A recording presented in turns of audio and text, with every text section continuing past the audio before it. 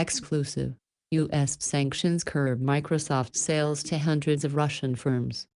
Two of Microsoft's official distributors in Russia have imposed restrictions on sales of Microsoft software to more than 200 Russian companies following new U.S. sanctions, according to notifications circulated by the distributors. While much of the focus around U.S.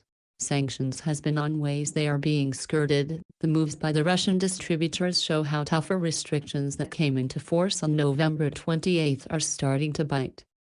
The new measures cut the duration of loans that can be offered to Russian financial firms subject to sanctions to 14 days from 30 days and to 60 days from 90 days for Russian energy companies on the U.S. sanctions list.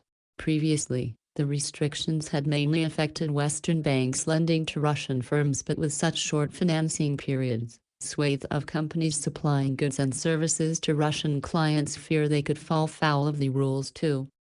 It is routine in Russia for suppliers to wait weeks or even months to get paid after submitting invoices for goods and services. Some Western firms have been advised by lawyers that the U.S. Treasury Department could, in theory, take the view this constituted financing in violation of the sanctions, according to several people involved in the discussions. One of the two Microsoft distributors, a Russian company called Merlion, said in its notification to partners that all sanctioned buyers of Microsoft licenses must pay within tight deadlines, or even pay upfront in some cases.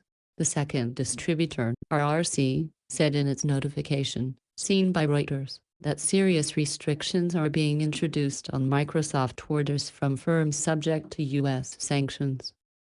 Both Merlion and RRC cited rules stemming from the new package of U.S. sanctions, signed into law on August 2 for Russia's involvement in Ukraine and cyber attacks, as the reason for the additional restrictions. Neither Merlion nor RRC responded to Reuters' questions. Microsoft said in a statement to Reuters, Microsoft has a strong commitment to complying with legal requirements and has robust processes around the world to help ensure that our partners are in compliance as well. In response to Reuters' questions, a spokesman for the U.S. Treasury Department, which oversees the enforcement of sanctions, referred to its published guidance. The guidance from the Treasury's Office of Foreign Assets Control, OFAC, states that U.S. firms can conduct transactions with companies on the sanctions list as long as the payment terms do not exceed the permitted loan duration. In the event that a U.S. person believes that it may not receive payment in full by the end of the relevant payment period, the U.S. person should contact OFAC to determine whether a license or other authorization is required, it said. Sectoral sanctions.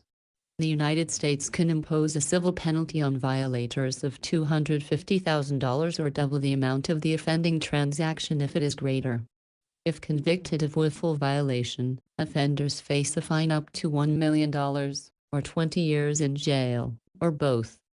Microsoft did not respond to Reuters' questions about whether it had initiated the restrictions introduced by two of its Russian distributors.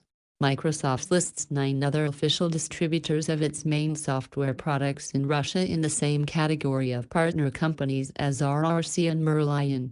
1. Softline declined to comment on whether it had introduced stricter payment rules. The others did not respond to Reuters' requests for comment.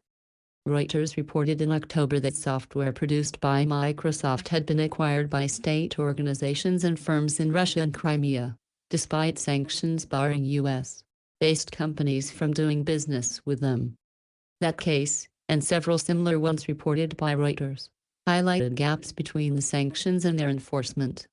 The U.S. government operates 2 lists of firms subject to sanctions. U.S.-based entities are banned from doing almost all forms of business with firms on Washington's Specially Designated Nationals (SDN) list. A second list known as the Sectoral Sanctions Identifications (SSI) list covers 224 mostly Russian firms and their subsidiaries in the banking, energy and defense sectors which are subject to financial restrictions. They include major Russian companies such as oil giant Rosneft, natural gas producer Novatek and Sberbank, Russia's biggest lender. While the lending rules for financial and energy firms have been tightened, Restrictions on financing for Russian defense manufacturers were left unchanged at 30 days, though the new sanctions toughen the penalties for any violations. Tougher rules. The notification from Microsoft distributor Merlion dated November 29, the day after the new lending rules come into force, said orders would only be fulfilled for financial sector buyers once it had confirmation full payment had been received.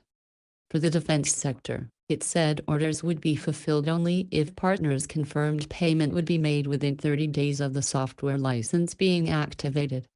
For energy sector clients, confirmation of payment within 60 days was required.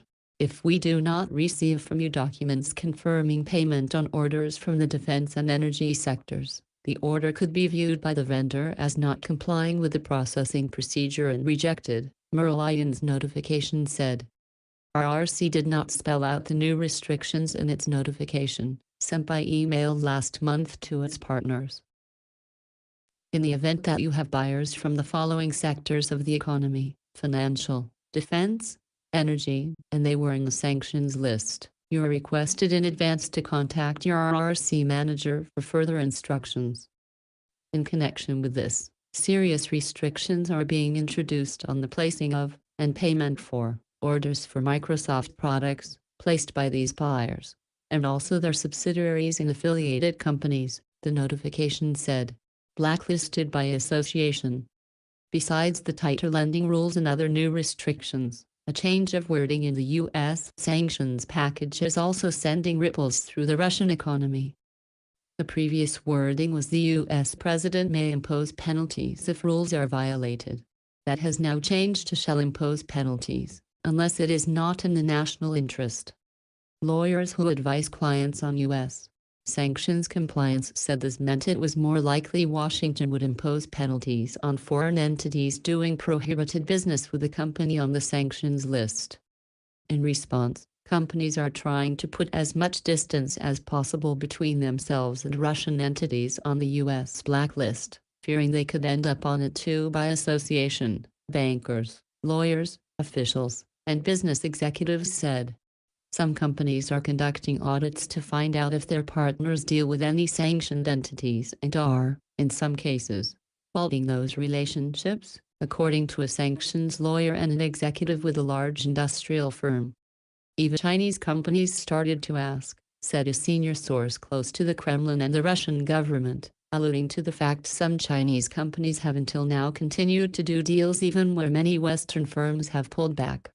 At the same time, companies that are on the sanctions list, or believe they may be added, are looking for intermediary firms that would allow their partners to keep working with them, albeit at arm's length.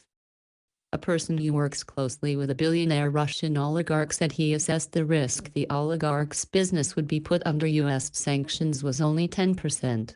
Even so, he said, the business was taking precautions so it can keep operating if Washington does blacklist it. We are establishing non-affiliated business units, or deal with large local partners, said the source, who declined to be identified to avoid attracting attention to his boss's business. A Russian finance ministry source said he expected an uptick in the number of shell companies being set up as a mechanism to bypass the expanded sanctions.